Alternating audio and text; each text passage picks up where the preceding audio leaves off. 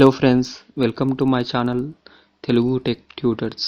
నేను మీ సాయినాథ్ ఈజే. ఈరోజు మనం మాట్లాడుకోబోయే టాపిక్, మనం మొబైల్ నుంచి కూడా ప్రింట్ చేయొచ్చు. మొబైల్ని యూజ్ చేసి కూడా మనం ఏ ప్రింటర్లో అయినా సరే మనం ప్రింట్ తీసుకోవచ్చు. డిఫాల్ట్గా మనం సిస్టమ్ని యూజ్ చేస్తుంటాం, సిస్టమ్ అయినా ల్యాప్టాప్ అయినా. అలా కాకుండా మొబైల్ని యూజ్ చేసి కూడా మనం ప్రింట్ అనేది తీయొచ్చు. దానికోసం మనం ఒక యాప్ని ఇన్స్టాల్ చేసుకోవాల్సి వస్తుంది. యాప్ ఇక్కడ కనిపిస్తుంది కదా, ప్రింటర్ షేర్ అని. ఈ యాప్ను ఇన్స్టాల్ చేసుకోవాల్సి వస్తుంది.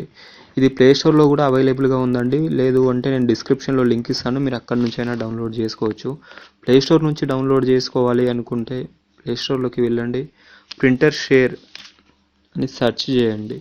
ఇక్కడ మీకు చాలా ఆప్షన్స్ వస్తున్నాయి కదా. ఇందులో ఫస్ట్ది 4.1 రేటింగ్ ఉంది కదా, ఇది నేను ఆల్రెడీ ఇన్స్టాల్ చేసుకున్నాను, డౌన్లోడ్ చేసుకుని ఇన్స్టాల్ చేసుకున్నాను. మీరు కూడా ఇన్స్టాల్ చేసుకోండి. ఇది పెయిడ్ వర్షన్ ఉంది, ఫ్రీ వర్షన్ ఉంది. ఒకవేళ మీరు పెయిడ్ వర్షన్ ఇన్స్టాల్ చేసుకోవాలి అనుకుంటే ఇంతకు ముందు వీడియోస్లో నేను ఆల్రెడీ చెప్పాను పెయిడ్ యాప్స్ని ఫ్రీగా ఎలా ఇన్స్టాల్ చేసుకోవాలి అని.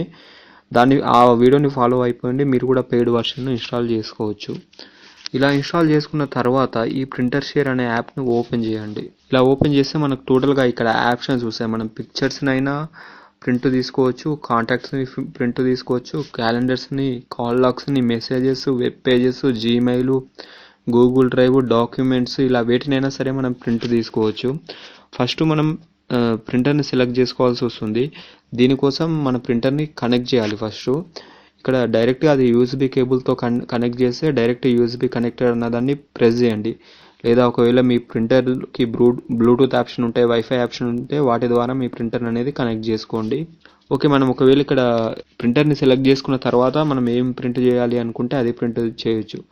ఒకవేళ జీమెయిల్లో ఉన్న ఏవైనా ఫామ్స్ మీరు ప్రింట్ తీయాలి అనుకుంటే జీమెయిల్ ఓపెన్ చేసుకోండి.